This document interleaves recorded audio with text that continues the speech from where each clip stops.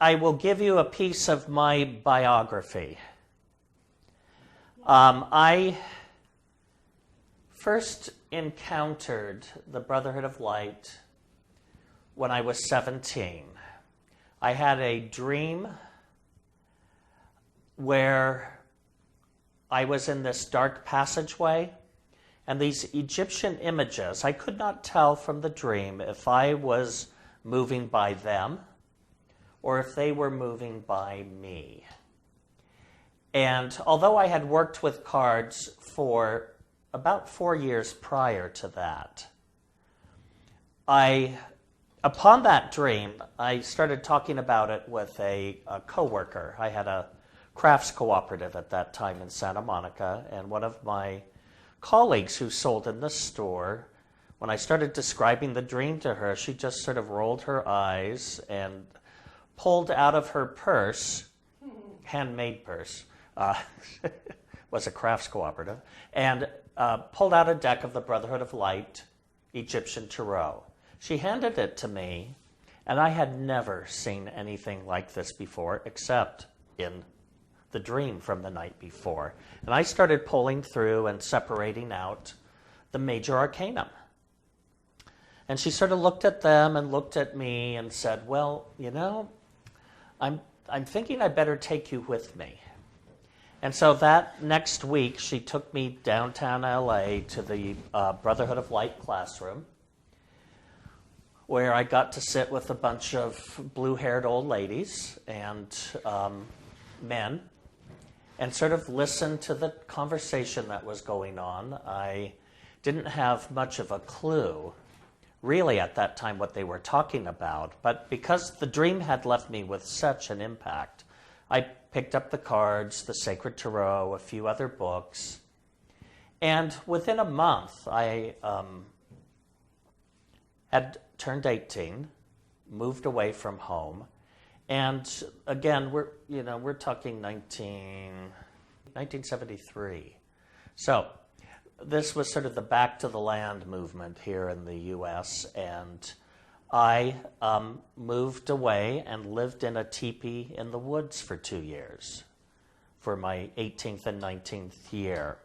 Well, guess what? There weren't too many people to practice spreads on there. The squirrels and mountain lions weren't interested. Whenever a neighbor would come and ask for a reading, I would do it. But I started doing readings for myself, and I kept a hardback journal.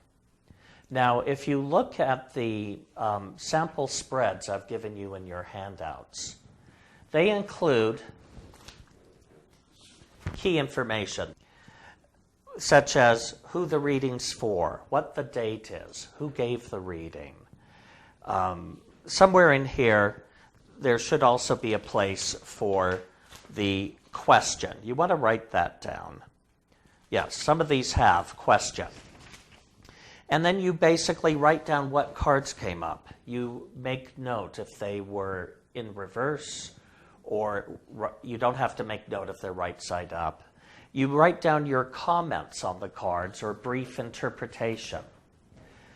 By keeping a journal, you are able to go back at a later date, after an event has unfolded, and compare your commentary or your summary against the event and against the way in which the event actually unfolded. So you can do this for yourself. You can keep a journal. And I will tell you, the number of questions I was asking for myself during that 2-year period was much greater than I do now. People will frequently ask me, how often do you do readings for yourself?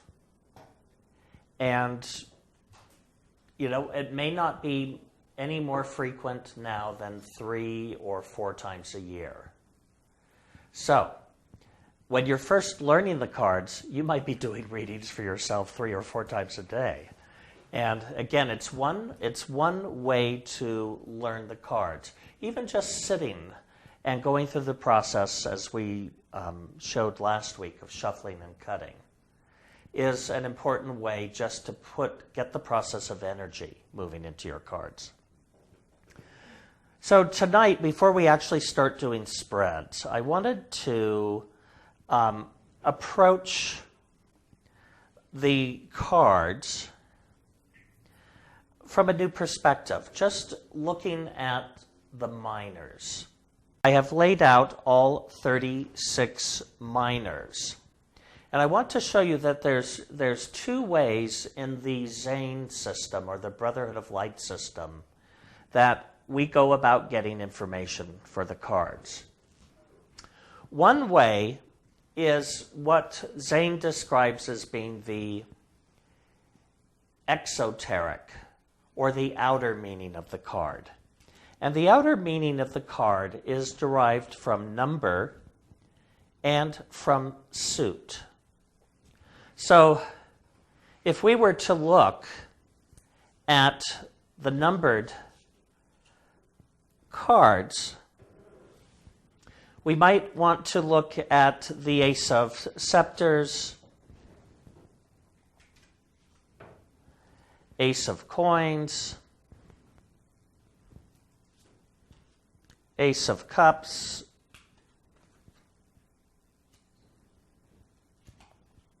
and the Ace of Swords, and somehow relate them back to what we know about Arcanum 1.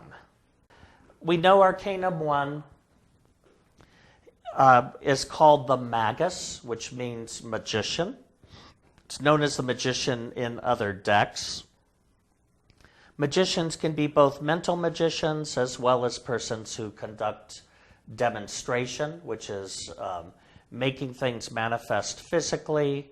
There are also the sense of magicians as being, mountebanks and performers and sleight of hand magicians. And this whole variety is represented when you look at different tarot card decks. Here he's standing, which shows activity. He raises a scepter, which it has a hollow sphere.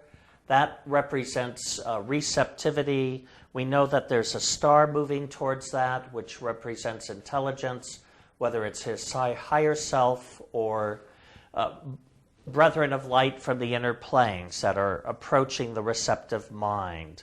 The ibis on the side lets us know that vigilance to both inner plane and outer plane conditions are important. So all of that informs us about this card. But primarily, the Zane system is an astrological system, because that was truly his area of expertise and leaning. So he assigned, every different deck out there assigns different astrological signatures to the major arcanum. For Zane, it was Mercury, the planet that represented the mind. Again, magic is something that takes place in the mind. But Mercury we know astrologically to be the planet that also governs travel. He was the messenger of the gods. Mercury was able to travel both to Olympus and down into Hades. He was one of the few individuals that could do that other than Persephone, who spent half a year below ground and half a year in the world of mortals. Orpheus also entered into Hades and was able to return. But Mercury was known as a psychopomp, or a leader of souls. So when we look at the aces, they're all going to relate back somehow to Mercury's tendencies towards movement, mind, travel, news, information. So when we look at our cheat sheet, we know that the Ace of Coins could be a short journey, but we could also extrapolate from this, combining suit, money, with ace, information or news, that this could be a check in the mail, news of money, somebody showing up with something they owe you. Ace of Scepters is commonly read as news of a business opportunity. It could also be, from the Mercury standpoint of intelligence, learning something new, learning a new business skill. Ace of Scepters, news of a business opportunity. What kind of news do we think cups might bring? Well, Zane describes it as a letter from a loved one. Remember, he was writing almost 100 years ago when people actually sent letters. Now it might be a text message or an email or a cell phone call. This could be a loved one, could be romantic, or a loved one could be a family member. And generally speaking, we know swords bring difficulty or strife. So the Ace of Swords can bring news of sickness or death, or just what we might lump into the category of bad news. Now I want to read Zane's descriptions in the book are quite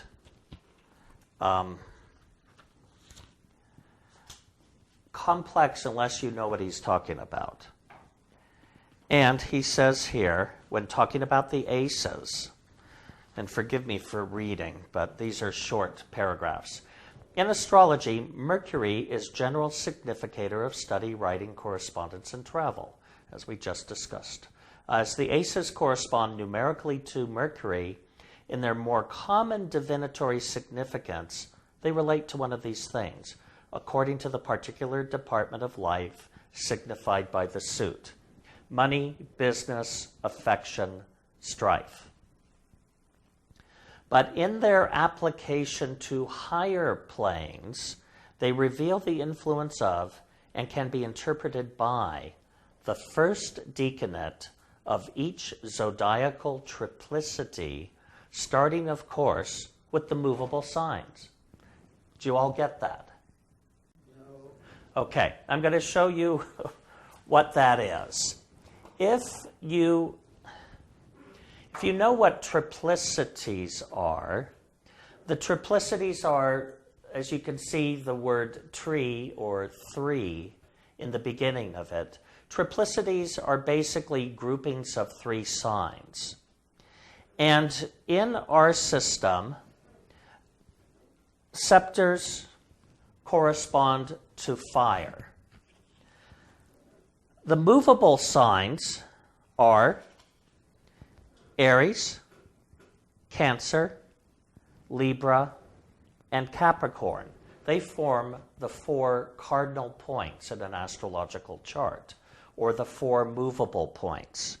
So when we're looking to the inner meaning of these cards, we need to know the place in the zodiac where they fall. And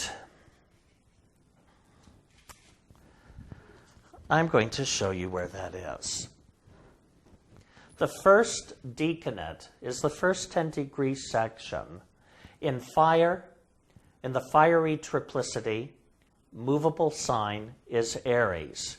So the first three scepters will correspond to the first three decanates of Aries. We have Aries going the other way, Aries, Aries.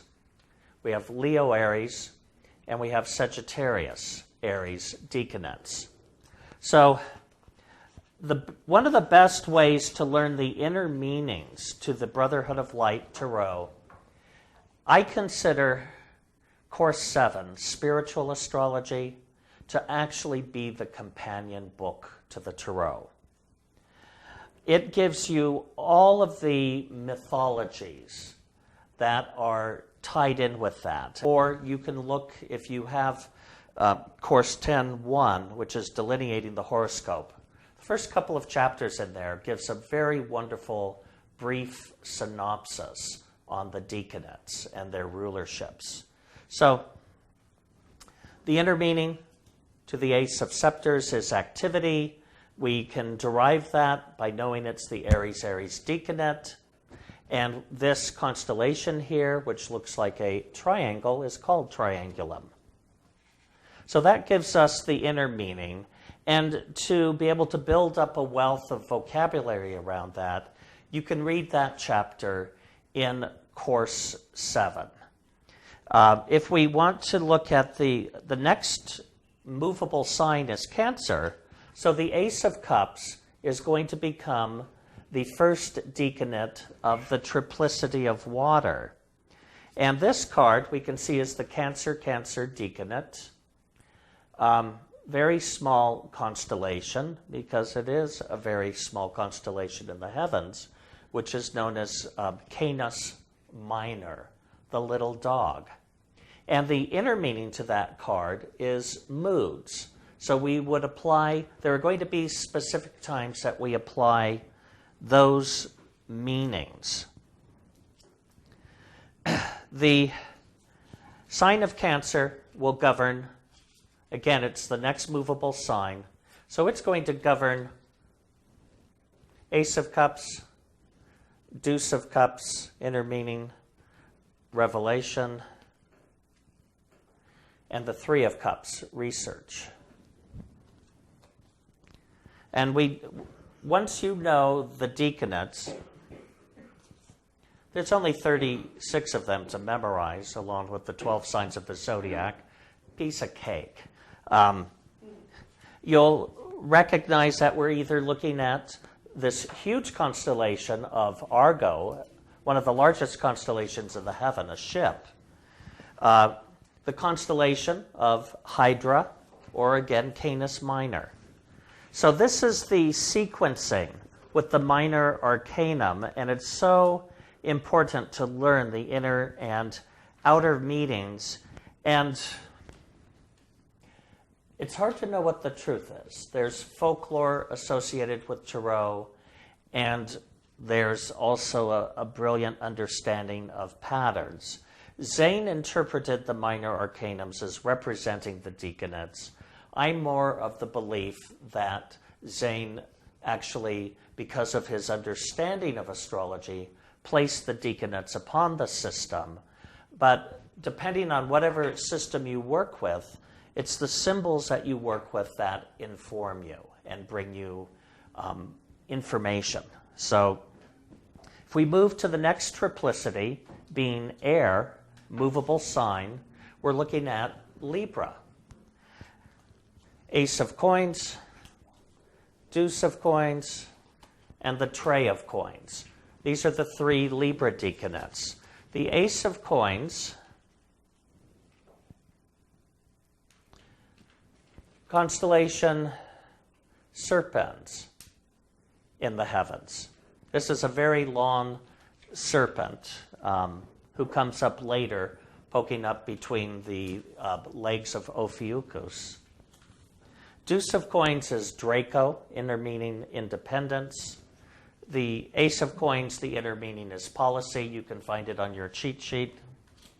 And the Tray of coins, the inner meaning is expiation. And this is actually a little hard to tell from that arrangement of stars. That is a wolf impaled on the lance of Centaurus. But again, once you know the folklore and mythology, there are really deep levels of information you can give to people. And or if you're doing, Holly, if you're doing readings for yourself, some of the deeper, more psychic, spiritual, psychological material does come up through this world folklore, this classic mythology. That would be the triplicity of air, which Libra would be the first three decanates. The fixed sign of Aquarius becomes the next three decanates, and that's going to be the 4, the 5, the 6 of coins. And then Gemini will become the last three decanates, which will be the 7, 8, and 9 of coins. So, and again, the way, Michael, I like to look at card reading is there are actually layers upon layers of information we can derive. And once we know the symbols, is really what symbols are and how they give us information in a very specific different way. So once you know those symbols, you can also draw from that. But again, what drew me to astrology in the first place was, as a child, I studied classical mythology as well as world mythology from everywhere, whether it was African, Native American, Russian, Celtic, the Brothers Grimm. I was just an avid reader of that. And what clicked for me in my consciousness at age 13 was also all of these constellations, the name of the planets, all of that mythology was also being mapped out in the heavens. That I find that storytelling and parables and myth-making give layers of information, especially because in the myths there are almost always personalities present. And so they describe, distinct psychological types. So just to go through 36 cards quickly and align them with the decanats. First decanate of Aries, Ace of Scepters. Second decanate, Deuce of Scepters. Third decanate is the Trey of Scepters. Then we move to the fixed sign of Taurus, which we know will be swords. All of the movable signs will be the aces, deuces, and treys. All of the fixed signs will be 4s, 5s, and 6. So in the area of earth or swords, we have the 4, 5, 6 of swords, which correspond to the 3 Taurus decanates, which are Lepus, Orion, Auriga. Then we move to the air sign of Gemini, and these are mutable signs. The mutable signs being Gemini, Virgo, Sagittarius, Pisces are all going to be the 7, 8s, and 9s. So we have the 7 of coins, which corresponds to Gemini. Gemini, this is Ursa Minor, or the little bear. We have the 8 of coins, which is the Libra decanate of Gemini, which is Canis Major, the big dog. The 9 of coins corresponds to Ursa Major, or the big bear, the Big Dipper. And then we're moving back to movable signs again, and we talked about the Ace, Deuce, and Trey of Cups being the 3 decanates of Cancer. Then we're moving to the fixed sign of Leo. Leo is fire, so these are going to be scepters. And we know the fixed signs are the 4, 5, and 6. 4 of scepters. This constellation is called Crater, which is actually a wine bowl, though Zane and one other author I've read actually describe it as a bowl of fiery coals. The 5 of scepters, the Sagittarius decanate, corresponds to Centaurus in the heavens. We know the inner meaning to the 5 of scepters is reformation. Corvus, the crow, corresponds to the Aries decanate of Leo, which the key word is ambition. There's great stories that go on with that link Corvus and Hydra and Crater together in the heavens. So now we're moving back to mutable signs again. Virgo follows Leo. So we know this will be the 7, the 8, and 9 of swords. 7 of swords is the achievement decanate, the Virgo decanate of Virgo, which is pictured by the constellation Bootes,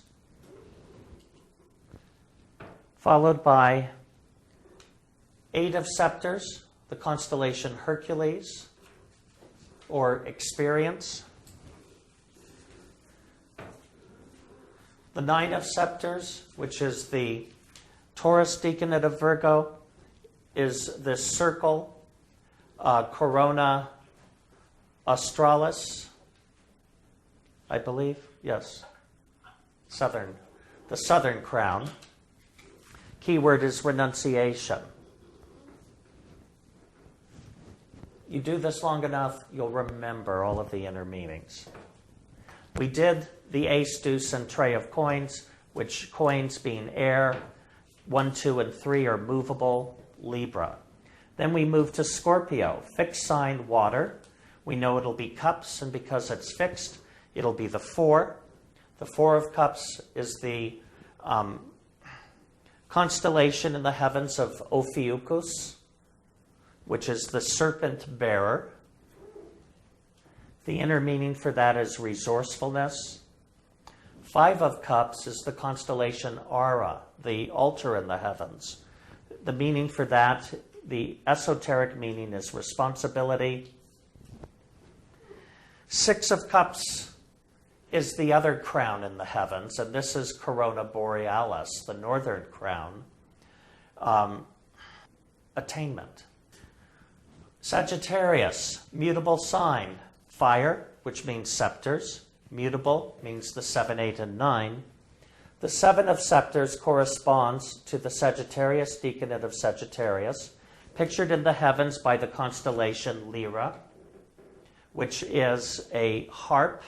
This is actually the harp of Orpheus, who was able to descend into the underworld and return. The 8 of scepters. Some ancient astronomers actually considered that constellation to represent Orpheus himself. But this is known as Aquila, which is the eagle in the heavens, the bird that was sacred to Jove or Jupiter, that actually stole Ganymede. The inner meaning to that is exploration. And then the last of the Sagittarius decanates, which is the Leo decanate of Sagittarius, is the constellation Sagitta, very small, one of the smallest constellations in the heavens. It's an arrow, but it's the arrow of illumination. Back to movable sign, ace, deuce, trey, earth, Capricorn. So we've already looked at the 1, 2, and 3.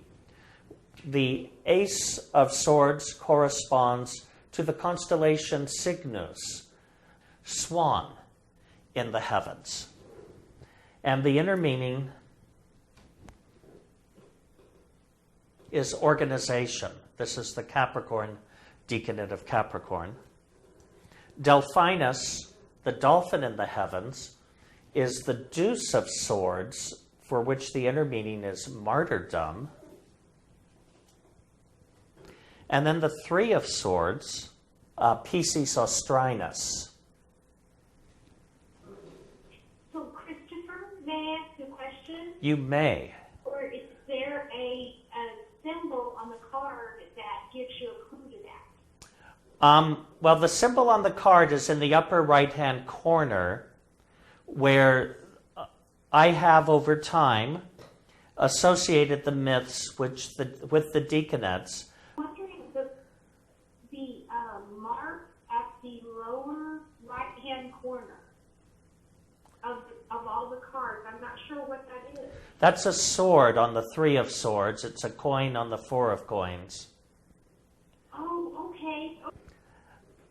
On to a fixed sign of air. So we know it's air, which is coins. Fixed sign means the 4, 5, and 6. Aquarius. And the first decanate of Aquarius is pictured by the head of a horse, Equus. So the inner meaning to the Aquarius decanate of Aquarius, or the 4 of coins, the inner meaning is originality. In the lower left-hand corner, you'll also see the symbol for the ruling planet of that decanate. And I was drawn through mythology and symbolism, so I may rely more heavily on mythic images in my translations of readings. And that's an important word, because when you're doing a reading for someone, you are translating. And if any of you speak a second language and have ever had to simultaneously translate, It is one of the hardest things you can do, and it is exhausting work. At the UN, the simultaneous translators, and at the Olympics and other such places, never work longer than an hour at a time because it is such a exhausting process. What we are translating here is we are translating from another language, and the language is that of symbols and abstract concepts. And we're translating into the common language we use. For me, the thread of the tarot are the major arcanum, because they also represent each of the steps of initiation. And again, from the perspective of Joseph Campbell on the hero's journey, which was his methodology for interpreting mythologies of any kind, I find that they are always telling a story. They're always talking about a place that you are in your life at any given point. The organization and the symbolism of the major arcanum continue to provide me with enlightenment, with inspiration. I find, although some of the language is very quirky and outdated, but if you go back and read the admonitions associated with the major arcanum that come out of the Hermetic tradition of the 18th century, there is really spectacular spiritual advice that's tied into the development of the will, which is really what Hermeticism is all about. Our spiritual path is about developing character and the development of the will, because both in this world and in the next life, our will is our volition. But now, Renee, your hand is up. Something of it was more vain than quite ancient. Can you, because I don't know if I understood correctly what you meant.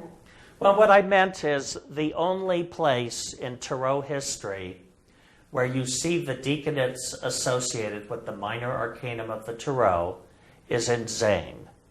This information does not appear anywhere else. Yes, Michael? Interrupt, sorry. Very rudely, sorry. I believe actually the Golden Dawn had a system of using the deaconate, although it was very different and very strange actually. And it's not indicated directly on their cards.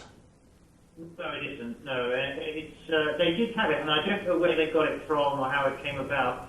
But it was very different in the actual, how it sort of ended up. It's very different, but there was use of the deaconate there actually.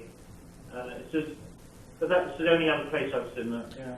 Okay, and Renee, Zane says he was revealing this ancient pattern that's encoded in the cards. And I'm saying, just from my perspective, it may be more of a imprint or a projection onto the cards, but it fits very nicely. I mean, it's one of those, this meshes, and it is a system that works, but I've not seen this system anywhere else, and I believe that it was Zane's projection onto the cards from his approaching this as an astrologer, as a professional astrologer. Or my perspective is Zane had a slide projector and he projected a pattern out onto the cards, which provides the system of interpretation that we work with. So my position may not sound horribly orthodox by church standards, but it's the conclusion I've come to, and I could be wrong. Christopher, were there the minor arcanum in the ancient tablets? There is no evidence of ancient tablets, and this is again where we have to separate history and folklore. History is whenever we can find something that is actually backed by evidence and or written records of some kind. This is shattering for me because I so totally visualize these ancient stone tablets. Yeah, I did too for a very long time. You can imagine what it's like when your myths get busted and you have to wrap your mind around other concepts. Oh, what I'd like to say is the tablets, at least thus far, are an element of folklore that appeared in Tarot lore in the late 18th century. Around 1781 is when this first historically appears. Zane never dug up tablets beneath the paws of the Sphinx, nor has anyone else. It's like the Book of Mormon, you know. The only person who ever saw it was Joseph Smith. It's one of those things that falls into the folkloric category. As far as we know, Renee, from the perspective of history, as opposed to oral history or folklore, is that the major arcanum are a much more recent invention that only entered the historical record in the late 15th century. However, playing cards can be traced back to, I believe, the 12th or 13th century, being an Islamic invention that made their way into Europe either through Spain, which was an Islamic empire for 800 years, almost 1,000 years, or through possibly crusaders returning from the Near East, where cards may have come in that way, or through the Muslim presence in Sicily. So at some point, the triumphi, the trumps, or the major arcanum, which are the purely allegorical images that form this amazing story from the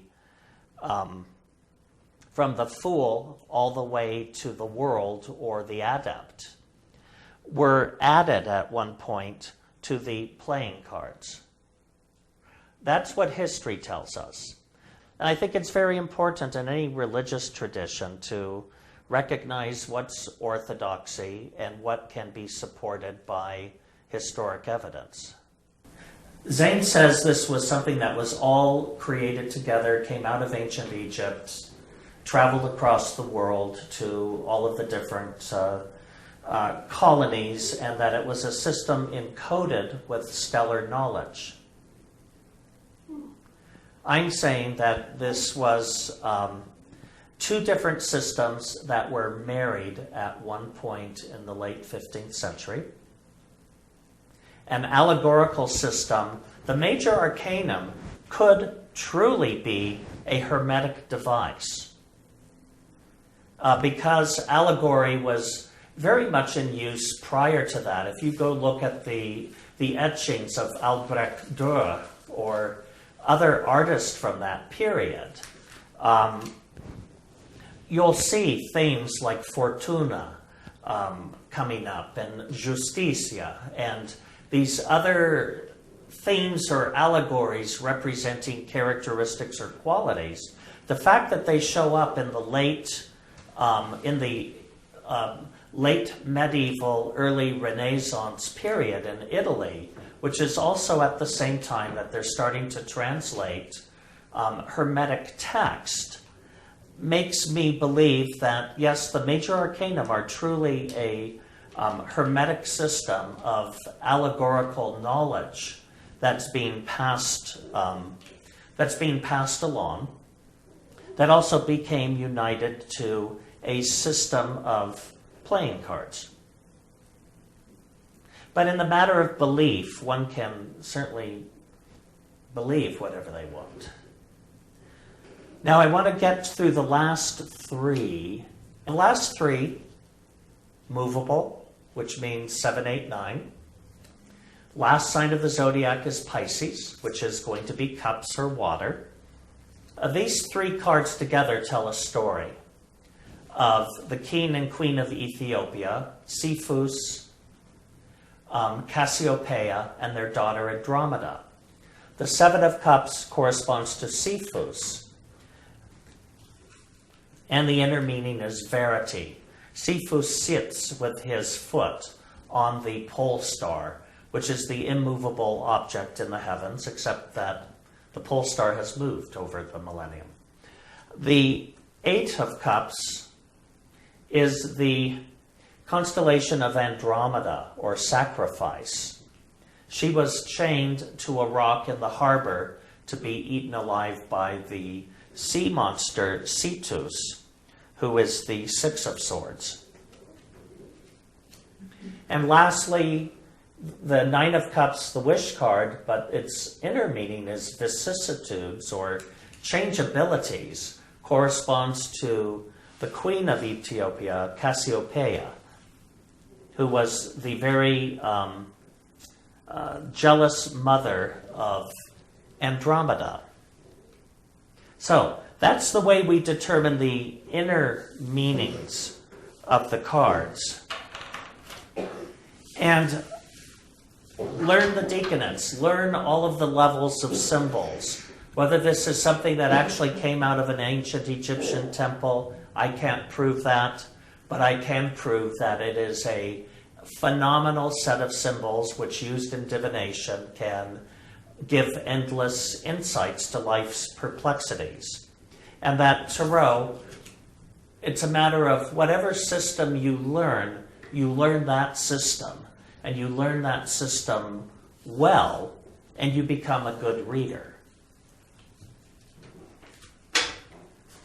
All right. Does anybody want to ask a tarot question? I will. I'd love to. And this is Holly. Thank you, Holly. All right. What would your question be? Well, let me ask you if this is appropriate. Can I ask the question about my husband is just winding down. We have a franchise for a couple years, and we're not making any money with it, and we're wanting to wind down and get out of the franchise, and he's going to be looking for a job. And the question would be something like, do you see about Bryce's career? What about Bryce's career? Or you may want to help me phrase the question better. Bryce? Yes. Okay. Well, I would make it a general question, and I would ask the question, what surrounds Bryce's career? To go through the process, we've selected the question. So we're giving that thing that our soul is going to latch onto for information. It's specifically seeking information about Bryce's career. I'm deciding ahead of time that the way I want that information to present itself to me is in the form of the 7-card spread. 2 trines and 1 card in the center, because that's going to give me a lot of information. And now I'm going to go through the process of shuffling and cutting the cards using my left hand, cutting them into 3 piles and rearranging them, turning some of them around, repeating that process 3 times. Now, I lay the cards face down. Past of the matter, present, future. Ability to control, forces in the environment favorable to the question, forces in the environment unfavorable, aka the opposition, and the outcome. I'm the reader. I'm the one who's getting the information. I'm the one who has trained myself to extend my consciousness to the inner plane, contact the information, pull it back through, and I want that energy to move down through my arms and hands and into the cards. So, past of the matter. 5 of Scepters.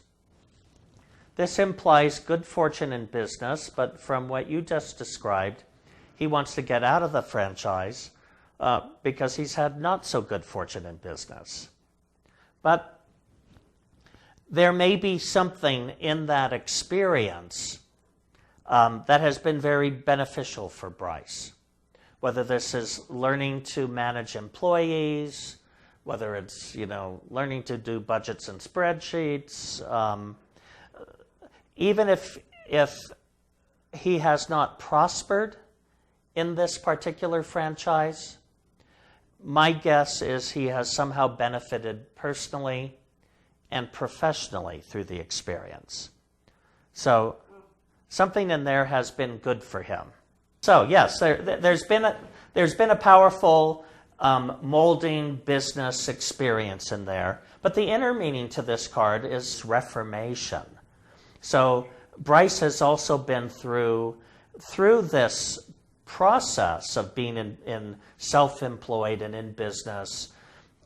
There's something in the recent past that's reforming within him, and he's deciding that those aren't the life experiences he wants, and he may want the stability of a reliable paycheck. We go to the next card, which represents the present. And here we have the sarcophagus, which is called, I believe, Resurrection in other decks. What do you call this card, Laura? Judgment, thank you. It's called Judgment, but it's a card of resurrection. There's a man, woman, and child ascending forward from a tomb, and overhead is an angel with a trumpet calling them forward. So this shows that in the present, this is a real time. This card is generally read as an unexpected elevation. So it actually shows that right now Bryce is in a place of where he's ready to move forward. He's ready for some type of elevation, something to happen. And so he's in a place of, being receptive to the opportunity. Now, how soon that's going to come, we have to look to the future. I'm turning the cards over from top to bottom only because that's my training and that's my habit. The future shows the King of Scepters, which we interpret as being a man of Aries temperament. Doesn't necessarily mean an Aries, but it's somebody who's going to express those qualities of leadership, of officiousness, of energy, of enthusiasm, of groundbreaking and initiating. According to Zane, the court arcanum are generally read as persons external to us. So this might represent the guy that's going to hire Bryce. My experience of working with cards for a few years is that the court arcanum can sometimes represent facets of our own character or personality. And in this case, to me, Aries represents initiative, having to get out and make things happen. So Bryce has gained his skills in the past, which have led to this reform or conclusion that he may prefer being in the employment of others than being an employer. He's now ready to move forward, we can see with Arcanum 20, and this might require that he just beat the pavement, send out resumes, check out monster.com or whatever people do these days to find work. The fourth card, which is read as the individual's ability to control, here we have the 3 of coins, which is normally read as a marriage for money. I'm assuming that's not you, Holly. No. So you may actually not be able to support him in the lifestyle he's not yet accustomed to. But a marriage for money can also represent if we expand the concept of marriage to be relationship, Bryce might have to look at all of his relationships with friends, with vendors, with clients and customers, and think, okay, who's out there that can help me?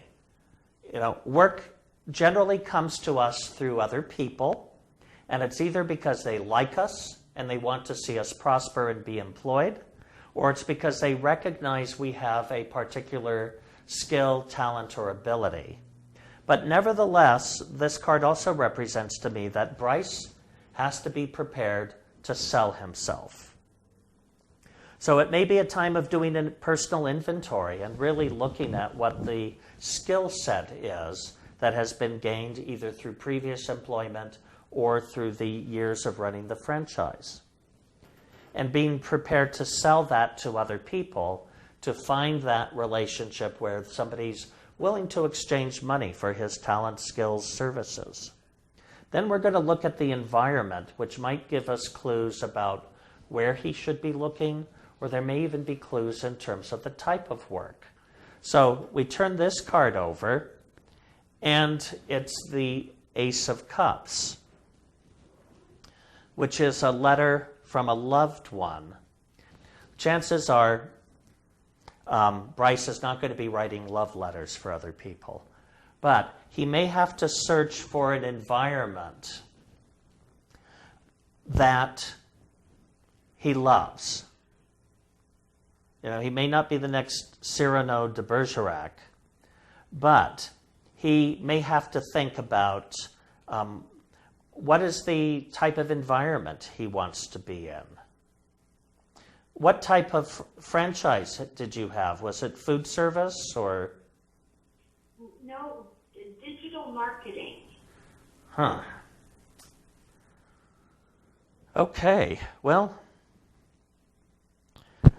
I don't know what this represents. If I were to look to the deaconate, it's the Cancer deaconate of Cancer, which is the little dog in the heavens. So couldn't necessarily say he's going to become a dog walker or groomer but again, I would look at the meaning here of identifying something he loves to do. And if his skill base is still centered around digital marketing, it may just be a matter of looking where he can be hired in that. Or with this, he might want to go work at Home Depot or in houseware somewhere, because there is a quality of domesticity that's tied into this particular card. But we can say he'll probably end up someplace he's loved and where he likes. The opposition is Eight of Cups reversed. And this is the confusing card, because I believe this can represent either the inner meaning to this is sacrifice, and the outer meaning, I believe, is extravagance. Let me look at the cheat sheet, since this is the card we have to be careful of. And the Eight of Cups is both extravagance or self-sacrifice. So this is the cautionary tale in the reading. We might say that Eight of Cups could represent the fact that Bryce might have to be careful at this point of feeling somewhat beaten down by the business, or not having had the experience of having the monetary success. He may have had the success of developing skill, talent, and ability, which was left unrewarded.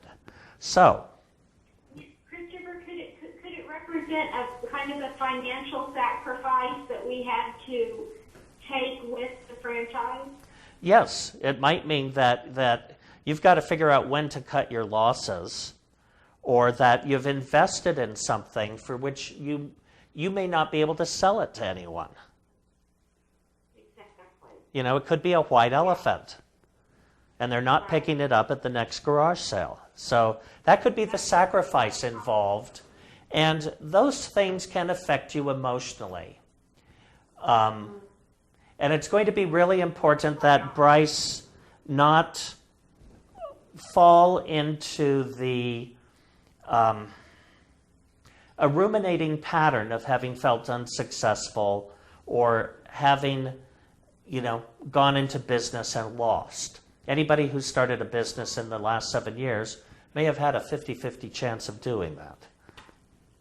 The outcome will make you happy. Although it's reversed, it is the Nine of Cups, which is interpreted as the wish card, meaning that your wishes will be realized. So, my advice to Bryce is get over it, move on, and have your happiness and compensation as your goal. And know that you'll have to work hard to sell yourself, but that you'll end up in happy surroundings. Good question, Barb. There's only 2 reverse cards, and they're both cups. Now, if we look for themes, there is one major arcanum. This gives us a key to the spread. It's Arcanum 20, which is an unexpected elevation. It's ascension. It's moving forward. I mean, it has to do with the next life.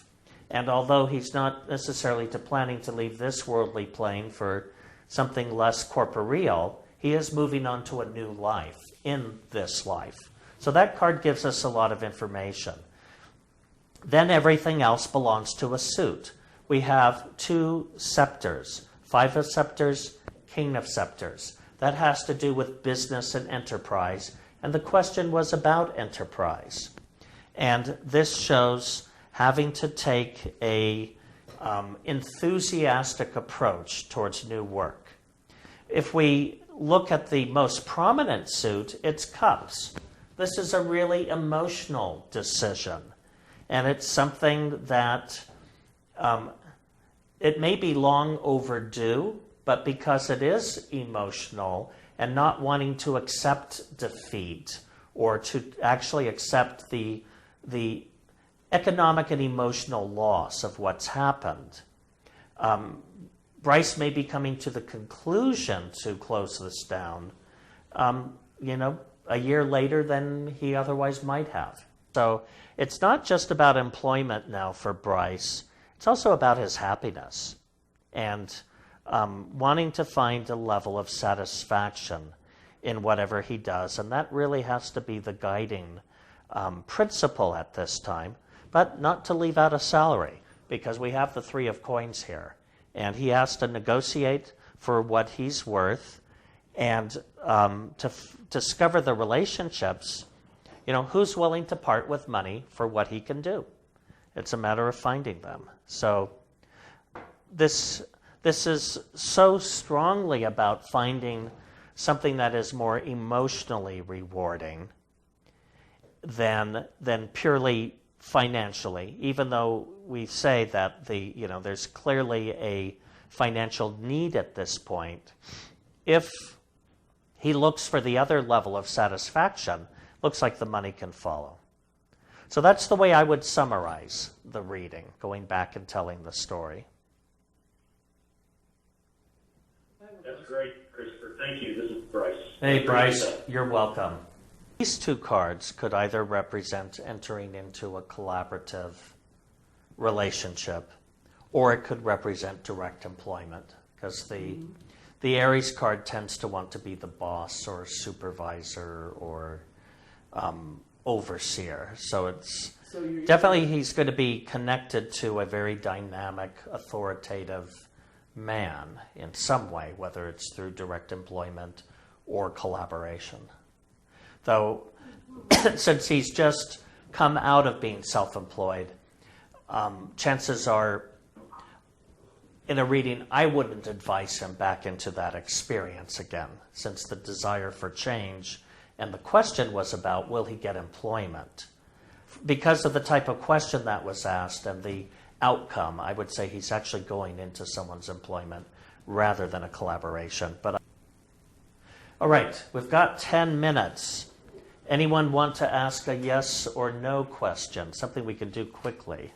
The question is, will I be published this year? Okay, that could be done with a yes or no.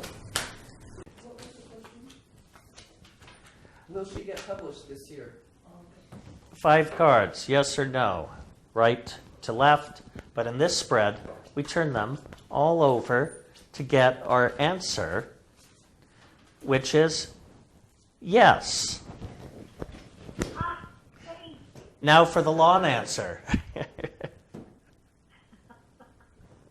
Past of the matter is the Queen of Swords reversed, which represents a man of Virgo temperament. I don't know if this is somebody who's part of your memoirs, or whether this is somebody who's going to be reading them and functioning as your editor, or more likely your critic. So this material is going to be passing someone else. And now we move into the troubling part of the story. Although you will be published, this is followed by 6 of Swords, which has to do with dissipation. This can be wrestling with a lot of indecision, which the editing process can bring, where in material you may sometimes, stories are told chronologically. Other times they're told by theme. So you're going to be deciding how you want to arrange your material based on the input of this more masculine force and critiquing force that may be looking at it. The center card here is the 3 of Swords, which represents a separation or divorce. Now, this doesn't necessarily mean you're going to get divorced, but someone that you might be in a professional relationship around the publishing could change at this point. You may even enter into an agreement with a printer or publisher that then changes somewhere along the course. The future, we have Arcanum 21 reversed. This is the card of attainment, of success. Being reversed, it shows that the energy is less powerful, but nevertheless it's there. The future to this matter shows success in getting published. And the outcome is the 2 of Cups, which is a work of love. So you're going to feel like there's a piece of yourself that you're putting out there that you may feel somehow benefits others or lifts the suffering of others or gives insight in some ways to others through the process.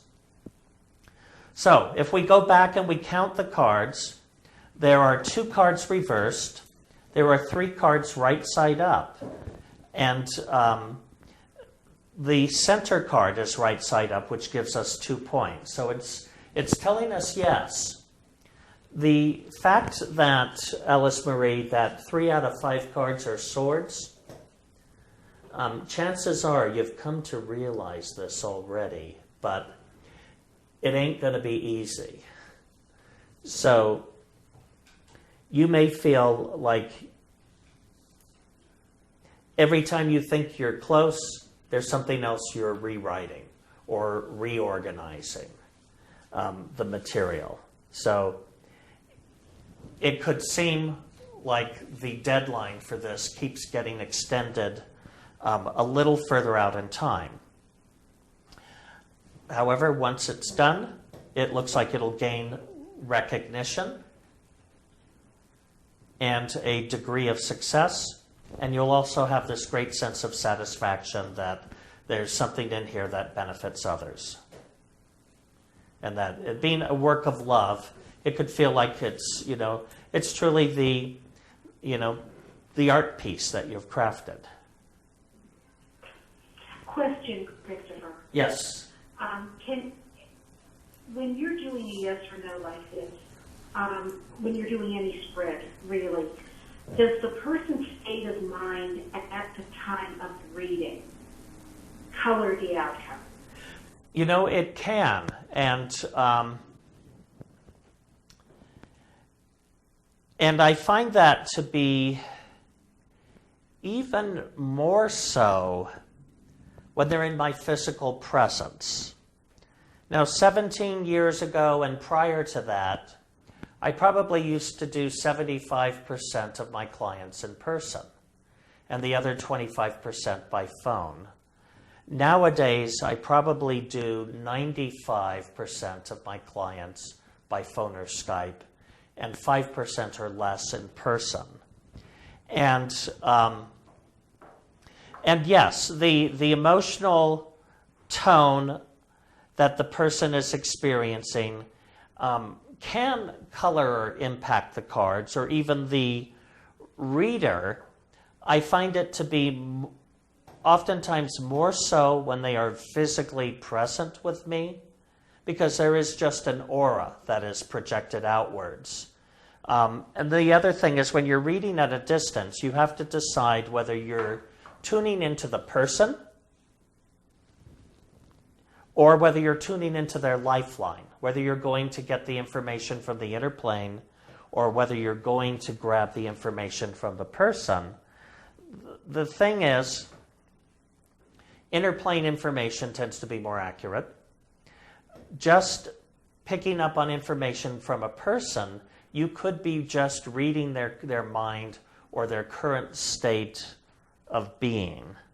So we don't know if, from this spread, if the current state of being is recognizing the fact that this is going to be incredibly hard, or whether it's the optimism about the successful outcome. Okay.